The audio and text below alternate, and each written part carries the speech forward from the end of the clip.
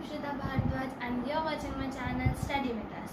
So आज हम English का ही एक चैप्टर करेंगे क्लास 10 का ग्लिम्पसेस ऑफ इंडिया, जिसके 3 पार्ट्स हैं, बट अभी हम पहला पार्ट कवर कर रहे हैं, फिर नेक्स्ट वीडियो में दूसरा और नेक्स्ट वीडियो में तीसरा। सो ग्लिम्पसेस ऑफ इंडिया में वो इंडिया के बारे में अलग अलग बातें बता रहे हैं। In this chapter a baker from Goa, तो गोवा में जो बेकर की जो प्रेजेंस होती थी, जो बेकर का ऑनर होता था, वो सब बता रहे हैं इस चैप्टर में। So let's begin. A baker from Goa. This is a pen portrait of a traditional Goan village baker who still has an important place in a society. Our elders are often heard reminiscing nostalgically about those good old Portuguese days. The Portuguese and their famous loaves of bread. Those eaters of loaves might have vanished, but the makers are still there. We still have amongst us the mixers, the molders, and those who bake the loaves. Those 8 old-time tested furnaces still exist. The fire in the furnaces has not been yet extinguished. The thud and jingle of the bamboo of the baker heralding his arrival in the morning can still be heard in some places. Maybe the father is not alive, but the son still carries on the family profession. These bakers are even today known as padder in Goa. तो अभी इसमें क्या है, अभी बता रहे हैं कि जो हमारे जो एल्डर्स थे गोवा में, कि जो एल्डर थे वो अभी है ना रेमिनिसाइजिंग नॉस्टैल्जिकली मतलब चाइल्डहुड हुए, और रेमिनिसिंग मतलब थिंकिंग, तो मतलब सोचते थे, रिमेंबर करते हैं, मतलब वो वाले गुड ओल्ड पोर्चुगीज डेज, क्योंकि गोवा पे पोर्चुगीज़ का ज़्यादा राज रहा था, तो उन दिनों तब ब्रेड्स बहुत ज़्यादा चलती थी, तो है ना वो भले ही वो रूल कर रहे थे, पर उनकी एक बात बहुत अच्छी थी, उन्हें ब्रेड्स बहुत अच्छी लगती थी इन लोगों को, तो इस वजह से इन्हें भी मिलती थी, तो ये बहुत है ना उनके लिए एक रिमेंबर करने का पॉइंट है। और अब कहते हैं कि भले ही वो है ना खाने वाले चले गए हों ब्रेड, बट है ना जो बनाने वाले हैं वो अभी भी एग्जिस्ट करते हैं।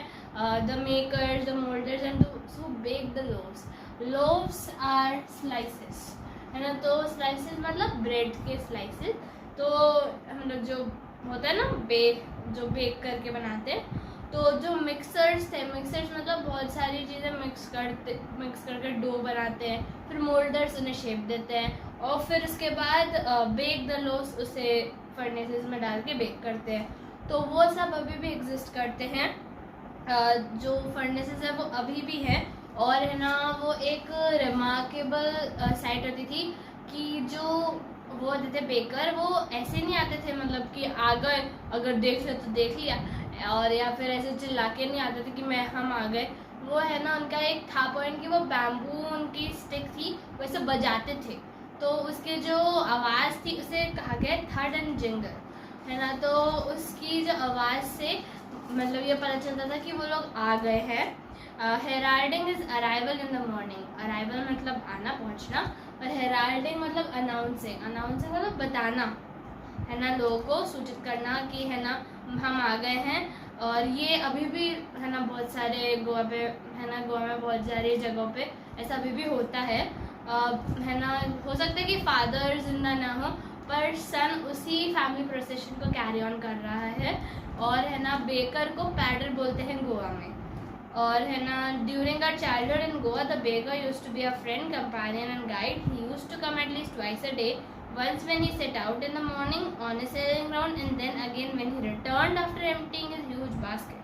तो है ना अब वो पोएट क्या राइटर अपने चाइल्डहुड के बारे में बता रहा है कि है ना मतलब वो कैसे आते थे, और है ना वो जो बेकर होते थे वो उनके फ्रेंड होते थे एक तरह से, सिर्फ बेकर नहीं होते थे, है ना, और वो 2 बार आते थे दिन में, पहली बार जब वो है ना सेल करने जा रहे होते थे, और दूसरी बार जब वो खाली बास्केट लेके जा रहे होते थे, मतलब सेल करके सब, है ना, तो the jingling third of his bamboo woke us up from sleep and we ran to meet and greet him.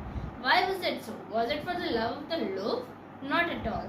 The loaves were bought by some Pescine or Bistine, the maid servant of the house. What we longed for were the bread bangles which we chose carefully. Sometimes it was sweet bread or special milk. तो है ना वो है ना उस थर्डन jingle जो voice से bamboo की आवाज़ से वो उठ जाते थे और ऐसे और है ना भागते थे बहुत ज़ोर से है ना मतलब बेकर को मिलने के लिए। तो वो क्यों ऐसा करते थे, मतलब ब्रेड्स के लिए नहीं, वो ऐसे इसलिए करते थे, वो ब्रेड बैंगल्स होती हैं बच्चों के लिए, मतलब ब्रेड की जो है ना बैंगल्स बना के देते थे वो, तो वो उनके लिए भागते थे। और जो ब्रेड्स तो वो नहीं लेते थे, बच्चों को साइड कर दिया जाता था डांट के कि अरे तुम साइड हो जाओ, वो मेड और सर्वेंट लेते थे घर के, है ना, तो वो लेते थे। What we longed for were the bread bangles. The baker made his musical entry on the scene with a Jhang Jhang sound of a specially made bamboo staff. तो इसमें बता रखा है कि जो बैम्बू की आवाज़ थी वो थी झंग झंग। तो ये भी बहुत बार क्वेश्चंस में आता है। One hand supported the basket on his head and other banged the bamboo on the ground. तो एक हाथ तो ऊपर सपोर्ट करता था बास्केट को जिसमें ब्रेड्स है, और दूसरा है ना ऐसे है ना मतलब बैम्बू बजाता था कि हम आ गए। He would greet the lady of the house with good morning and then place his basket on the vertical bamboo. तो अब है ना वो ऐसे बात गुड मॉर्निंग करते थे और फिर वो जो उनकी जो बास्केट थी वो उसे ऐसे मतलब जिस पे वो ऐसे झंग झंग कर रहे थे उसी के ऊपर वो रख देते थे वो बास्केट उनकी। और फिर उसके बाद वो उसमें से देते थे। जो किड्स थे उनको तो माइल्ड रिब्यूक से, मतलब माइल्ड रिब्यूक मतलब हल्की सी डांट से साइड कर दिया जाता था, है ना, पर वो है ना गिव अप नहीं करते थे और वो चढ़ने की पूरी कोशिश करते थे। And we would climb a bench or the parapet and peep into the basket somehow. और वो ऊपर होती थी तो किसी तरह है ना कोई भी बेंच को लांग लूंग के उसके ऊपर चढ़ के वो है ना देख लेते थे कि मतलब क्या है उसमें, और है ना वो फिर भी उनको साइड कर दिया जाता था पर वो फिर भी हार नहीं मानते थे और वो देख लेते थे। और है ना वो राइटर कह रहा है कि मैं अभी भी उन फ्रेगरेंसेस को महसूस कर सकता हूँ जो उसने उसका एहसास किया था जब वो छोटा था।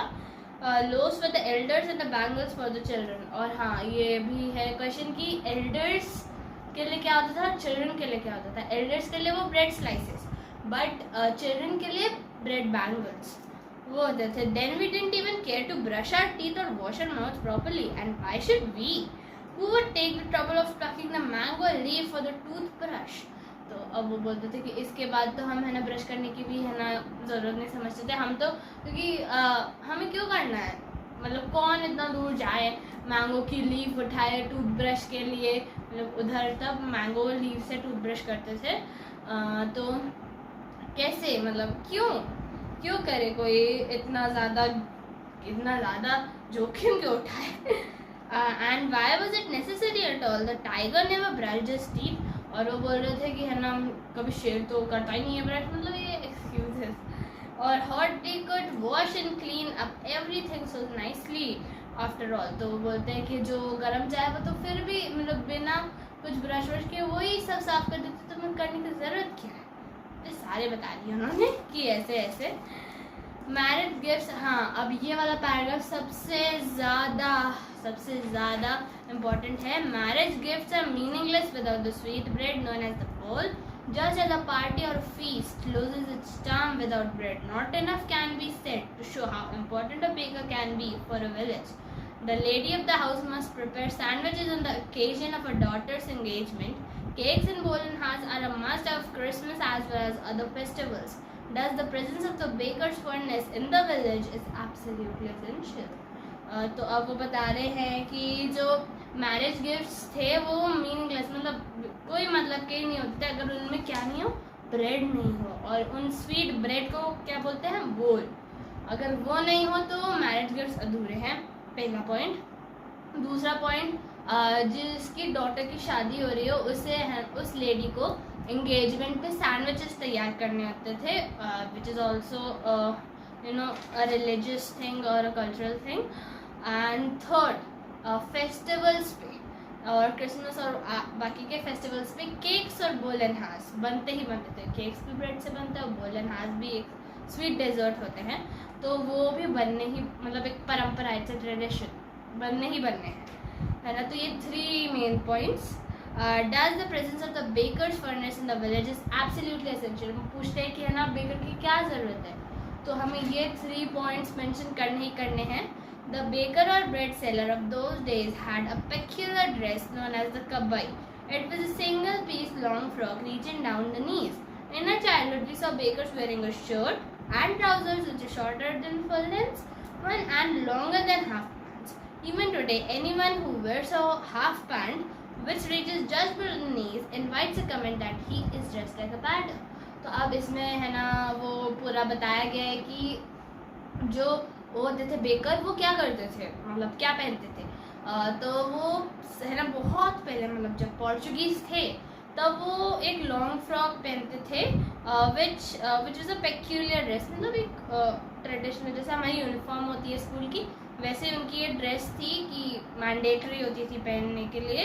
और वो एक सिंगल पीस लॉन्ग फ्रॉक होती थी जो एकदम मतलब नीज तक मतलब घुटनों तक आती थी, है ना। तो तब के टाइम में ऐसी चलती थी फ्रॉक। बट अब है ना वो देखते हैं कि टी शर्ट्स विथ ट्राउजर्स पहनते थे। मतलब जब वो राइटर छोटे थे तो बेकर ऐसे ही आते थे और वो जो ट्राउजर्स थे उनका एक मेन पॉइंट था कि वो घुटने से नीचे तक होते थे बट फुल नहीं होते थे, फुल से थोड़ा कम और हाफ से थोड़ा ज़्यादा, है ना। और अब भी कोई भी अगर ऐसा ट्राउजर पहन लेता है तो उससे लोग कहते हैं कि है ना तुम बिल्कुल बेकर जैसे लग रहे हो, है ना। तो 2 ड्रेसेस थी, एक बहुत पहले एक थोड़ा पहले, है ना। The baker usually collected his bills at the end of the month. Monthly accounts used to be recorded in some wall and pencil. मतलब पेंसिल से लिख देते थे कुछ वॉल्स पे, है ना, क्योंकि मंथली मतलब हर मंथ एंड में वो लेते थे पैसे। Baking was indeed a profitable profession in the old days. The baker and his family never starved. Starve means मतलब कभी भी उन्होंने मतलब भूखे नहीं रहे, वो भूखमरी नहीं सही उन्होंने, है ना। मतलब वो बहुत ही ज़्यादा अच्छे मतलब वेल टू डू थे, है ना। तो it was a very prosperous type of profession at that time. He his family and the servants always looked happy and prosperous. मतलब वो ही नहीं और उनकी फैमिली नहीं, उनके सर्वेंट्स भी बहुत ज़्यादा रिच जैसे लगते थे। So their plump physique was an open testimony to this. So plump physique means healthy, है ना। हम कहते हैं ना मोटे हैं, पर मोटे इन पॉजिटिव वे, इवन उससे बुरा भी ना लगे, सो हेल्दी कह देते हैं हम। तो वो प्लम्प फिजिक तो है ना। और टेस्टिमनी मीन्स एग्जाम्पल है, मतलब यहाँ पे एग्जाम्पल है इसका मीनिंग कि है ना ये अगर कोई भी मतलब उनका बेकर का ऐसा होता था कि वो मोटे होते थे, हेल्दी होते थे, क्योंकि मतलब ये उनका एक एग्जाम्पल है। मतलब अगर कोई भी मोटा ऐसा जा रहा हो मतलब हेल्दी जा रहा हो तो उसे है ना वो लोग मतलब बेकर ही समझते थे कि मतलब बेकर्स का ऐसा ही अपेरेंस होता था। So it was an open example to this. Even today any person with a jackfruit like physical appearance is easily compared to a baker. तो जैक फ्रूट भी कटहल आप जानते होंगे, है ना, कटहल। तो कटहल भी कैसी ऐसे बेढंगी शेप की होती है, तो वैसे ही वो भी अगर आज भी अगर किसी को वैसे अपेरेंस मतलब थोड़े मोटे अपेरेंस में लोग देख लेते तो वो उन्हें बेकर कहते हैं। तो ऐसे में एक क्वेश्चन और बन जाता है कि किस किस तरह से लोग मतलब आपको बेकर कहेंगे, मतलब इन गोवा कि है ना तुम बिल्कुल बेकर जैसे ड्रेस्ड हो। पहला, अगर आपने वो ट्राउज़र पहना है which are longer than half pants and shorter than full, तो then you will invite a comment which will be you know like you are dress like baker. And the second one कि अगर आपका जो plump physique है, अगर आपका physical appearance थोड़ा healthy है, then you will again invite that comment that you are looking like a baker. So with that we end the chapter. So we'll meet in our next video. So stay tuned for my videos and please do like, share and subscribe. Thank you for watching.